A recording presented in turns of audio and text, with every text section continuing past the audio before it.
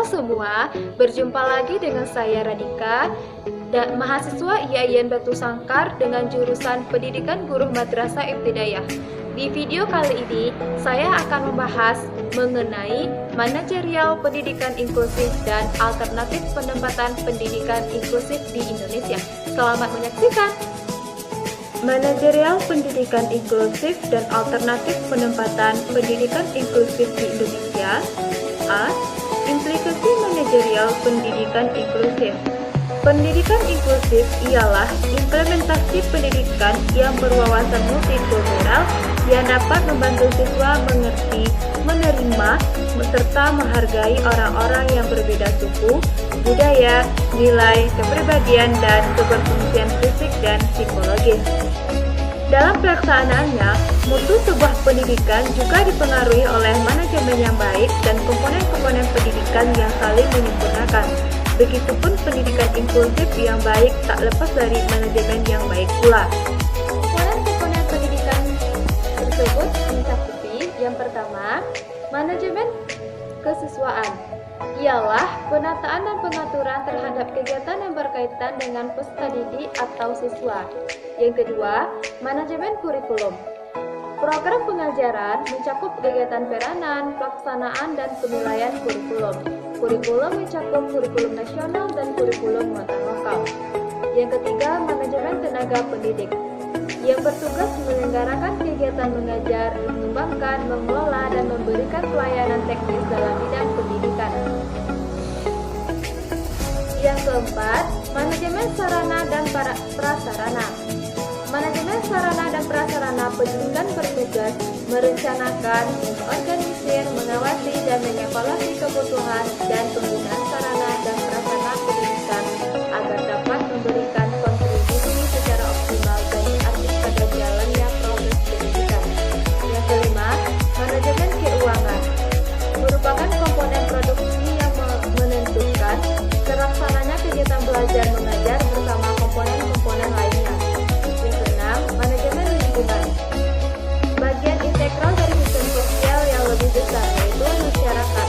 Maju memberikan sumber daya manusia pada suatu daerah tidak hanya tergantung pada upaya-upaya dilakukan sekolah, namun sangat tergantung kepada tingkat partisipasi masyarakat terhadap pendidikan. Yang ketujuh, manajemen layanan khusus meliputi manajemen perpustakaan, kesehatan, dan keamanan sekolah.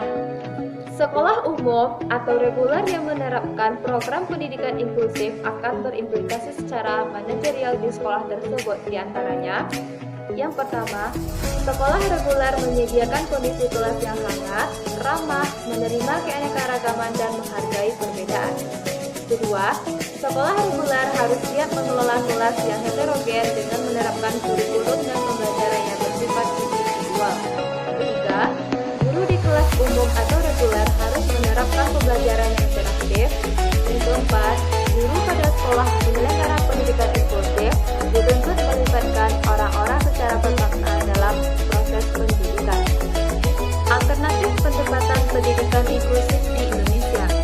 Melihat kondisi dan sistem pendidikan yang berlaku di Indonesia, model pendidikan inklusif lebih sesuai adalah model yang mengasumsikan bahwa inklusif sama dengan mainstreaming. Pendapat Foxloss dan School, penempatan anak berkelainan di sekolah inklusif dapat dilakukan dengan berbagai model seperti berikut. Pertama, kelas penuh atau inklusif penuh. Anak berkelainan atau berkebutuhan pendidikan khusus belajar bersama dengan anak lain di kelas reguler atau inklusif sepanjang hari dengan menggunakan kurikulum yang sama dengan yang digunakan anak pada umumnya. Kedua, kelas reguler dengan kluster. Anak berkelainan atau berkebutuhan pendidikan khusus belajar bersama dengan anak lain di kelas reguler atau inklusif dalam kelompok khusus. Ketiga, kelas reguler dengan pull out. Anak berkelainan atau berkebutuhan pendidikan khusus belajar bersama dengan anak lain di kelas reguler atau inklusif, namun dalam waktu-waktu tertentu ditarik atau keluar dari kelas reguler atau inklusif ke ruang bimbingan untuk belajar dan mendapat layanan bimbingan dari guru khusus. Keempat, kelas reguler dengan kluster dan pull out. Anak berkelainan pendidikan khusus belajar bersama dengan anak lain di kelas reguler atau inklusif dan dalam waktu-waktu tertentu ditarik dari kelas reguler atau inklusif ke ruang bimbingan untuk belajar dan mendapatkan layanan bimbingan dari guru khusus. Kelima, kelas khusus dengan berbagai pengintegrasian. Anak berkelainan atau berkebutuhan khusus belajar dan mendapat layanan bimbingan dari guru khusus di dalam kelas khusus pada kelas reguler atau inklusif, tetapi dalam bidang-bidang tertentu dapat belajar bersama anak lain di kelas reguler atau inklusif. Keenam, kelas khusus penuh. Anak berkelainan atau berkebutuhan khusus belajar dan mendapat layanan bimbingan dari guru khusus di dalam kelas khusus yang ada pada sekolah reguler atau inklusif. Potret sekolah inklusif di Indonesia. Dari potret sekolah inklusif di Indonesia dapat dilihat dari model-model sekolah inklusif dan komponen-komponen pelaksanaan pendidikan inklusif, baik secara filosofis maupun yuridis. Peserta didik, pendidik, sarana, dan prasarana. Proses belajar mengajar dan evaluasi hasil belajar. Dengan demikian, dapat ditentukan sekolah inklusif model yang seperti apa yang cocok bagi anak berkelainan atau berkebutuhan khusus yang hendak dimasuki sekolah inklusif yang bersangkutan.